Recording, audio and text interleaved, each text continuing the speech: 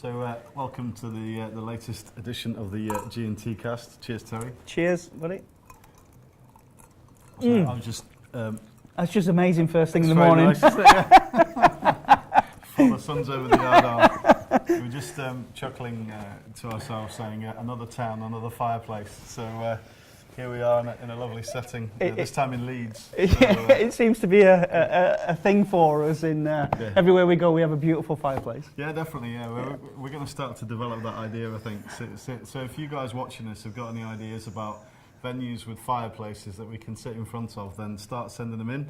Just put some comments in the box below, and it'll be interesting to see what comes back. And possibly a change of name from the Gin Cast or G&T Cast to the Firecast. The Firecast. The maybe, Firecast, I still maybe. like the gin. Yeah.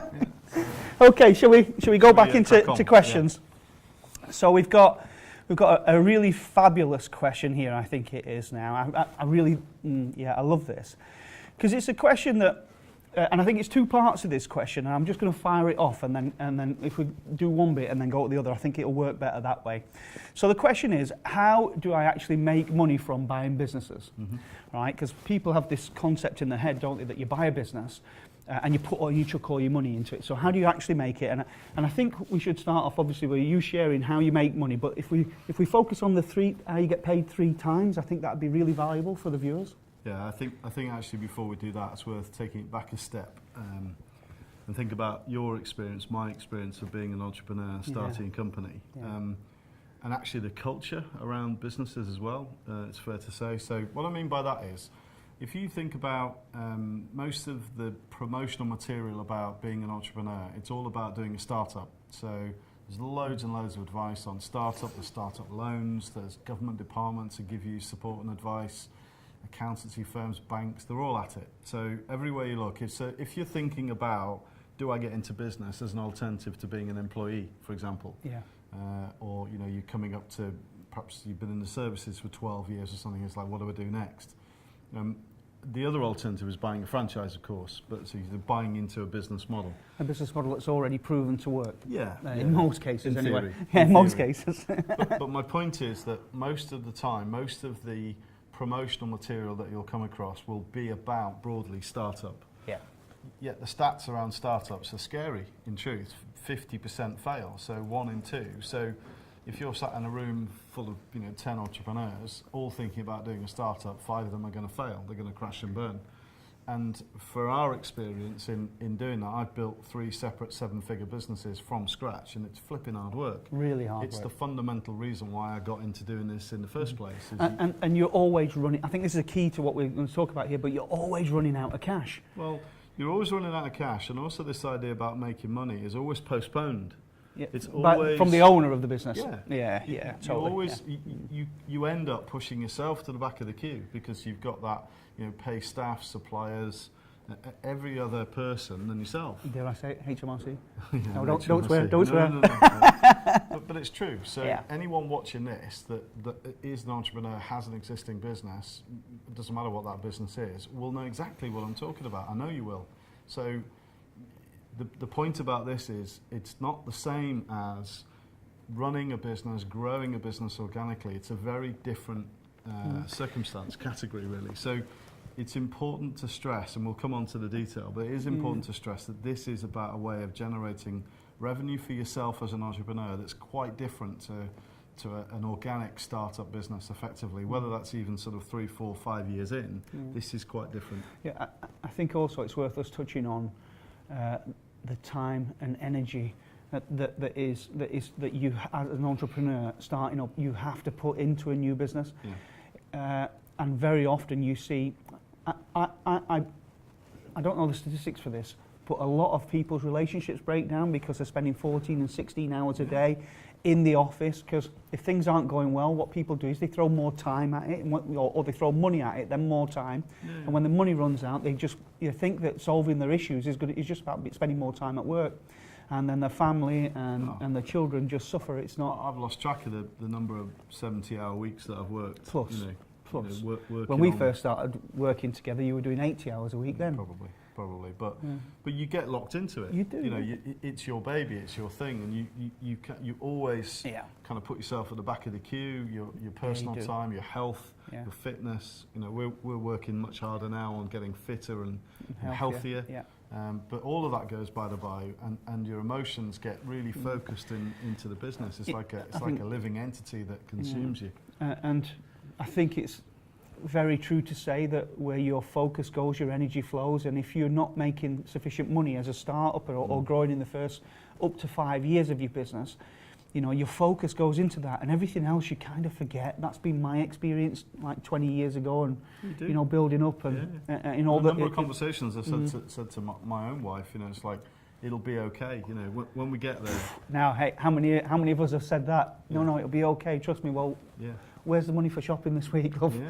In extreme circumstances. Yeah, or, of course, you know, well, I can't afford to go away on holiday because we've just got this project to do, or we just landed this big contract, or we're about to land a big contract, and I've got to be there for the pitch, etc. You know, I twice I've come home from going to London to do a pitch and realised it was my wife's birthday and not got a present, or, you know, it's just like that horrendous feeling that falls over you, and that's because you get consumed in that business. It is, and you know, when I first started, I don't know how many people watching this will know, but I was a firefighter, and most firefighters have got jobs on the days off and stuff like that.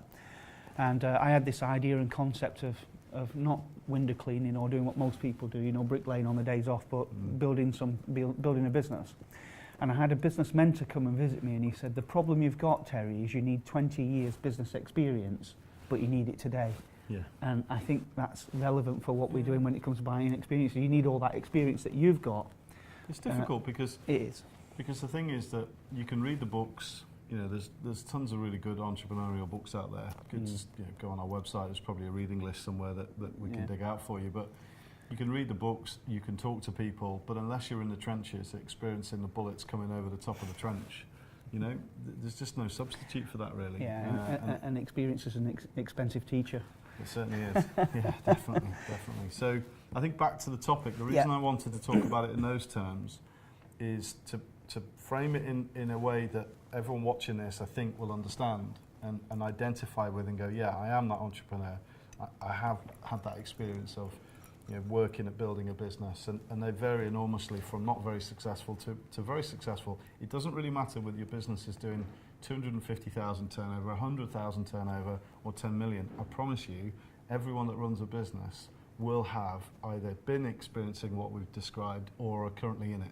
Totally. It doesn't really matter. You know, size is immaterial. It's the experience is the thing. So the point about this is, the difference here is, if you think about owning and running a business in the traditional sense, you know, you've got your salary, your dividends, and your expenses, broadly speaking. That's where you're going to get your revenue from that company. So your focus is all about sales, margin, you know, future contracts, etc., to maintain that lifestyle, whatever that lifestyle is. Yep. What's different about this is that there are 3 stages in the process. So the purpose of the acquisition is everyone involved in the deal, in terms of the advisory team, the funders, etc., all of them will be charging fees into the deal.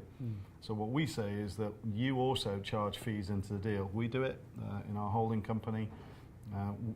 Our expertise and our knowledge and our skill is the thing that makes the deal happen. Yeah. So we're entitled, and we do charge a fee for completing the deal in the first place. It is contingent on success. Just to be clear, and you can also do this like we are doing, running a current business and also acquiring businesses. So anybody's thinking it's not one or the other. It's, you know, you can continue making your money and do this as an additional wealth strategy, if you like. Yeah. We'll come back to that. But so essentially, there is that point of understanding that you can and you should charge a fee for the time and effort you put into constructing the deal. Now that seems a bit strange, because most times when we think about it, when we do selling in a business, we don't charge a fee for the selling process. That's just part of the business. But this is different, because you're creating a deal, structuring a deal, bringing it together, making it successful. A lot of work involved in it. There's a lot of work involved in that. So there's a contingent fee in that. And that fee can vary according to how much complexity, the size of the deal, and the value of the business as well. But the second part is then a regular revenue stream from holding that company. And we call it a management charge, but it's the time that you commit to holding and managing that business for as long as you hold that company. So there's a revenue stream from that. But the real exciting bit is what happens when you sell a business, because the purpose for us, at least in terms of acquiring businesses, is to buy, hold, improve and sell. That's the strategy. Now everyone's going to be different. Some people will take a view. I know guys who like to acquire maybe 100% or some of the equity, do a quick sort of fix it and flip it and sell it, and that's fine. That's their strategy. They're not going to make as much money doing that, but it's a valid approach. Other people will and very often, something I think is important to say, that very often when you do that approach, you have to put a lot more time and effort into it. Is that fair? Yeah, definitely. You know, I'm thinking of a mutual friend of ours who did a deal over in the States recently, netted, I don't know, about $2 million, something like that. But it consumed quite a chunk of his time, a lot of travel backwards and forwards. So if you worked out return on time equation, probably not quite as lucrative and for people as holding it and selling it in the long run. But anyway, I think it's important to mention this, buddy, because we're talking like $2 million, and I think there's a huge mindset shift here, because when we first started working together, and it's common knowledge now, it is a kind of coach, which is time for money. But when you actually start looking, and this will be the second part of the question, when we actually start looking into how much you can actually make, it takes a bit of a mental shift for you to get used to. You know, can we begin to talk about the levels of like the 3 payments? Give examples of what people have done, or can we do that? Because I think that'll make it real for people. Well, I think it's a good point that you make, because it can be a bit of a shocker for people who are, what I would say, traditionally tied into that sort of, start a business, grow a business, and each year you tend to think, well, I'll pay myself a bit more because we're making a bit more money, but it's all linked to revenue. I love Mike Mikhailovich's profit first, because most entrepreneurs don't do that. They pay everybody else first. They don't start with the end in mind in profit. They see what's left, and that's what they get at the end of the year, which is totally the wrong way to think about it. But that is the reality. That's how most people operate. So the difference here is we can think of some examples, our own businesses and others in our club that have acquired. In general, the default figure for the deal completion fee is an average default figure. Is it? An average is between 30 and 50k. Yeah. So you get that chunk of money when you buy the business into your bank account. And in most cases, that's for a period of work, in truth, of around about 3 to 5 months. 3-4 months. Something like that. From the point at which I'll drink to that. From the point at which the offer starts to get real, the vendors said yes in principle, and now we're really starting to get some traction and getting the deal completed. It's around about 3 to 5 months, give or take. I'm not talking about the earlier stages of looking for the deal and finding opportunities, but that sort of core is that full-time, Guy? Because it might be a question that people ask. You can't do it full-time. It is a part-time process, because there's always gaps, and you just sat there kind of twiddling your thumbs while somebody else is doing a piece of work. That could be lawyers, or it could be funders, or whatever. So it definitely isn't a full-time thing anyway. So there's kind of so that's between 30 to 50k. So that's the first bit where you get paid then. For that sort of 3 to 5 months work. And then we always have a default annual management fee, which goes into the model, so the business will sustain that. And again, that varies quite significantly. The top end, I think we're looking at about 120 grand a year, down to as low as 40. And generally that's paid monthly. So if it's a higher end, monthly. 120 grand, that's 10 grand a month. So you chunk 30 to 50k in your bank, and then you get 10k a month going forward. Yeah. So, and that's only for one deal. When I first found, when we first started working together, and again we've talked about it, and I was like, can you really do that? And there will be people watching this now that is doing the same as well. I was like, really? Can you actually do it? Remember that conversation? I was thinking, of course you can. I wouldn't stand in front of you and tell you could do this if you couldn't. So for sure. So okay, so we're going to talk about the subject in more detail in a different G&T cast. So look out for that in terms of what does that really mean. But back to the subject for today is how do I make money? So there is the fee for completion, the management fee, But I think where it gets really exciting is when you then start to think about, well, what's the exit? So back to my theme, some people will buy and flip, in effect, so in a relatively short space of time. Others follow the strategy that we do, which is kind of acquire it, hold it for 4 to 5 years, and then groom the business in that 4 to 5 years for exit. And generally speaking, our strategy is either a sell back to the management team, which is our favoured exit, as we work with management teams and make them better and improve them, change the culture, just to allow those people to develop as individuals. And that fits with our mission of transforming people's lives. Yeah, so. Yeah, exactly. Yeah. I've talked in the past about a really great philosophy enshrined in a book called Rocket Fuel, Gino Wickman. Anyone watching this, go and read that book. It's what we follow as a principle, and it's how you change the culture in a business and allow the people in the business to grow that business. So it's not a top-down dictatorial approach. Anyway, so the point about that is that's our strategy. Other people will take a view that I want to acquire a business and actually I want to hold it for the long term, for as long as I can foresee. And again, there's no right or wrong. There isn't a rule book. No, and if you just think about this for a second, if you buy and hold a business for a long period, and then you buy another one, them numbers of course double. And then if you buy another one, and another one, and so on, you can all everybody watching this can multiply by 10. Of course they can. So if you said, right, I'm going to have a very clear strategy. I want to buy 3 specific companies in a sector that I'm an expert in, something that I know. And that might be a geographical reason. So you might say, right, I'm based in the Midlands. I want to buy one in London. I want to buy one in Scotland and maybe one in the north. And then I've got 3 or 4 companies, all of which I'm an expert in. That could be IT, it could be services. One of our members just done that, haven't they? In the last, they've bought 2 businesses in the last 6 months or so. So that's the thing. So once you've got that, if you have got a default of 100, 120k a year, then there's 400, 500,000 revenue coming into your holding company, and if you're the principal owner, that's all right. That's quite a nice living. It's very nice, isn't it? And that's before you worry about offshore or tax mitigation. When you make a mental shift in this, in terms of going from where you are right now, and I've had to do this too. It's I guess people have called me the mind shaper in the past, but you've shaped me, haven't you, a bit? Well, just to cut in before I lose the thread as well, because the other important thing to stress, and we were talking about this on Monday in the brainstorm session, what's really important to stress is if you think about how long it takes to incrementally grow a business. Now, when I've done startups, always in the first year, 2 years, the curve is quite rapid.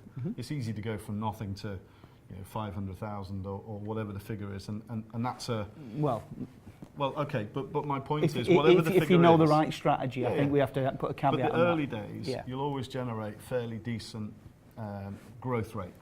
So 100, 150, 200% growth rate. There always comes a point in any startup business where that starts to plateau.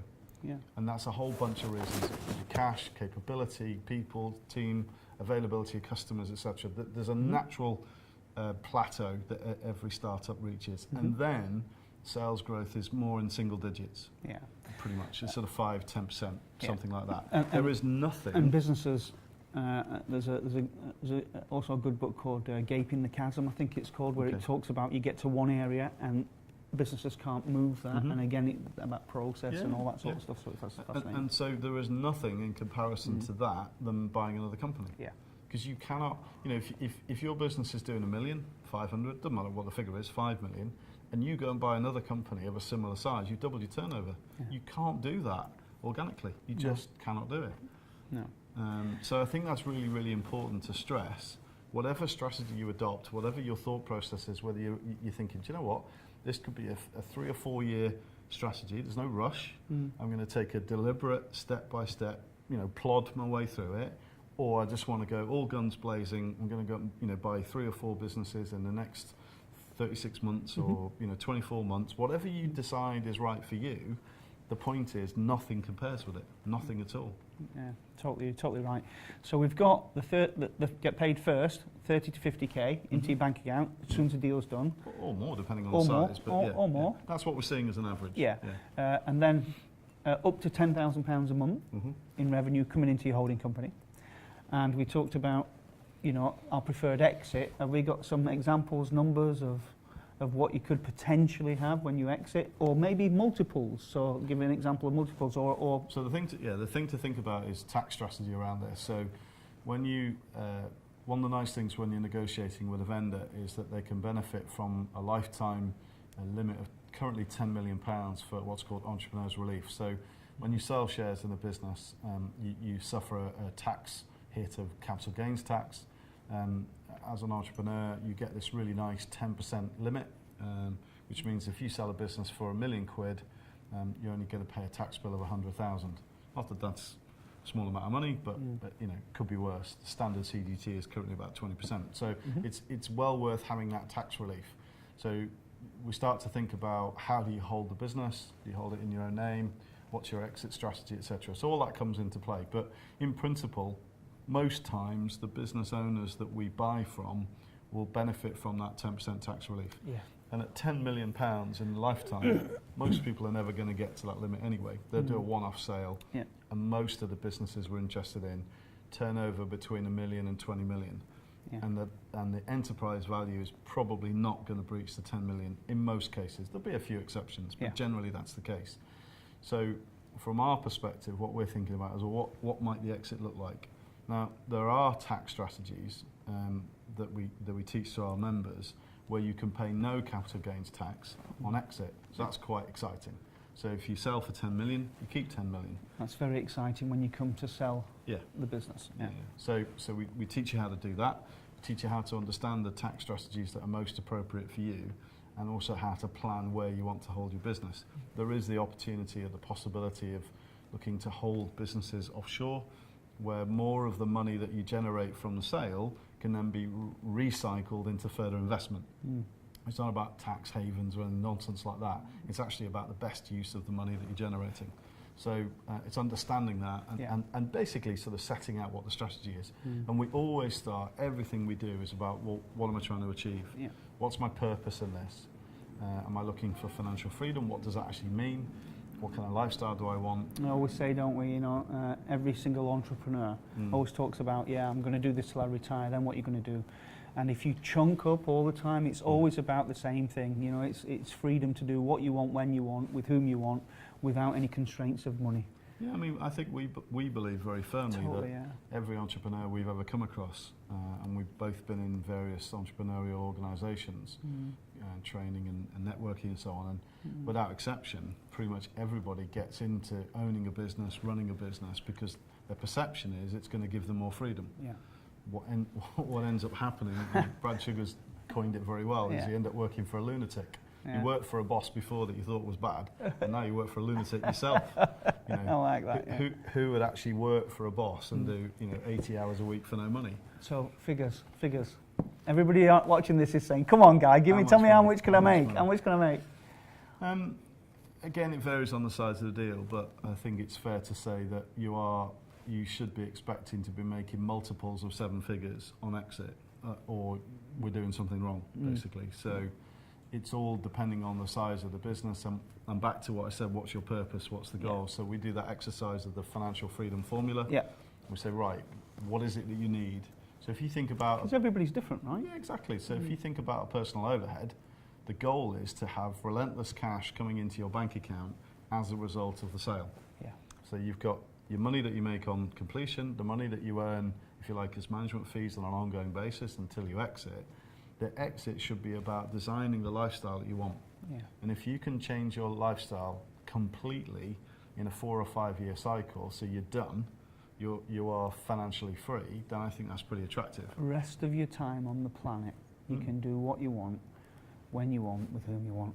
I think that's incredibly powerful. You know. And now, what other method?